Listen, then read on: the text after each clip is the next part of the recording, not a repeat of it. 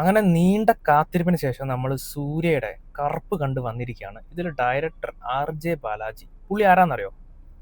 പുള്ളി RJ എന്ന് പറഞ്ഞാൽ തന്നെ റേഡിയോ ജോക്കി എന്നാണ്. പുള്ളി പണ്ട് തമിഴ്നാട്ടിലെ റേഡിയോ ജോക്കി ആയിരുന്നു. പുള്ളി അങ്ങനെ ജോക്കടിച്ച് പുള്ളി സിനിമയിൽ കയറി പറ്റി.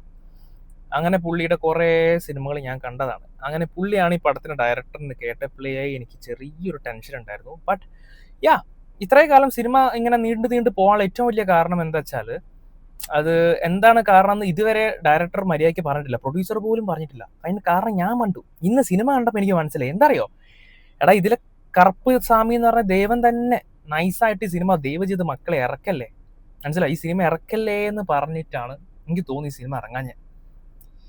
ലോജിക്ക് നോക്കണ്ട, ഇതിൽ ലോജിക്ക് ഇല്ല നമുക്ക് പടം. ഓക്കെ, അതൊന്നും ഒരു വിഷയമല്ല. സൂര്യയുടെ സ്ക്രീൻ പ്രസൻസും സൂര്യനെയും കണ്ടിരിക്കാൻ വേണമെങ്കിൽ ഈ സിനിമ കാണാം, ഒരു വട്ടം കാണാം. ഭയങ്കര ലാഗ്, ടൈം ഡ്യൂറേഷൻ കുറച്ച് കൂടുതലാണ്. സെക്കൻഡ് ഹാഫ് അങ്ങോട്ട് കേറിയിട്ട് അതുപോലെ അങ്ങോട്ട് താത്തും.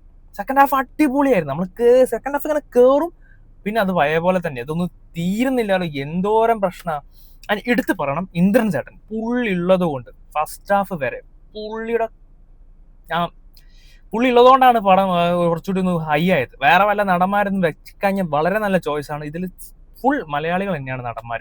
ഇന്ദ്രൻ ചേട്ടനുണ്ട്, അനഘ രവി ഉണ്ട്, അജു വർഗീസിന് ഒരു ചെറിയൊരു റോളുണ്ട്, പിന്നെ ഒരു നമ്മുടെ ദിലീഷ് പോത്തേട്ടന്റെ കൂടെ അധികം കാണുന്ന ഒരു നടിയുണ്ട്. പുള്ളിക്കാരിന്റെ പേര് ഞാൻ മറന്നു, വെരി സോറി, പുള്ളിക്കാരിയുണ്ട്. ആൻഡ് ഇതാണ് അവസ്ഥ. സിനിമ സൂര്യൻ എന്നെ കംബാക്ക് ആവുമെന്നൊന്നും എനിക്കറിയില്ല, പക്ഷെ തമിഴ്നാട്ടിൽ ഇത് വൻ വിജയമാവും. നോക്കിക്കോ, തമിഴ്നാട്ടിൽ ഇവർ വൻ വിജയമാണ്. അവരത് സേഫ് സോൺ കയറി പിടിച്ചതാണ്. ദൈവങ്ങളൊക്കെ പിടിച്ചങ്ങോട്ട് കളിച്ച്, അതാണ് അവസ്ഥ. ഞാൻ കുറെ റെഫറൻസസ് ഒക്കെ ഉണ്ട്. ആ റെഫറൻസസ് ഒക്കെ നമുക്ക് നന്നായിട്ട് എൻജോയ് ചെയ്യാൻ പറ്റും. നിങ്ങൾ സിനിമ കണ്ടിട്ടുണ്ടെങ്കിൽ പൊന്നുമക്കളെ നിങ്ങൾ പറ, ഞാൻ സൂര്യണ്ണന്റെ കംബാക്കിന് വേണ്ടി വെയിറ്റ് ചെയ്യാണ്. പുള്ളി നല്ല 2 പടങ്ങളാണ് OTTക്ക് കൊടുത്ത്, അത് കോവിഡ് വന്നുകൊണ്ടാണെന്ന് വിചാരിക്കുക. ഇവിടെ ഇറങ്ങിയതാണ് കങ്കുവ പോലത്തെ പടങ്ങൾ. ഒന്ന് ആലോചിക്കണം, ആ മനുഷ്യന്റെ സിനിമാറ്റോഗ്രാഫി സിനിമാറ്റോഗ്രാഫിനെ കുറിച്ച് പറയുമ്പോഴാണ്, ഇതിൽ സിനിമാറ്റോഗ്രാഫി വേറെ ലെവലാണ്. പ്രത്യേകിച്ച് ആ റെഡ് സ്ക്രീൻ ഒക്കെ ആകുമ്പോൾ വേറെ ലെവലാണ്. ഞാൻ പറഞ്ഞു വന്നതെന്ന് വെച്ചാൽ, പുള്ളിയുടെ ഇത്രയും കാലം എടുത്ത സിനിമകളിലൊക്കെ നോക്കിയൊക്കെ ഒക്കെ വെറൈറ്റി പടങ്ങളാണ്. അതാണ് എനിക്ക് പുള്ളിയോടുള്ള അസൂയും പുള്ളിയോടുള്ള സങ്കടവും. വിജയിക്കുന്നില്ല. 24 പോലത്തെ പടങ്ങളൊക്കെ പൊട്ടിച്ചു കൊടുത്താണ് തമിഴന്മാർ. 24 പോലത്തെ പടം.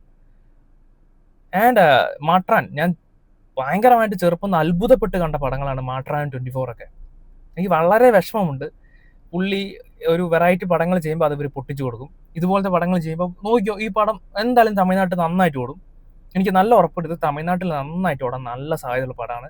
പുഷ്പയൊക്കെ ഞാനൊന്നും പറയുന്നില്ല. I'm waiting for Suriya's real comeback. വെട്രിമാറിന്റെ കൂടെ വാടിവാസൽ വരുന്നുണ്ട്.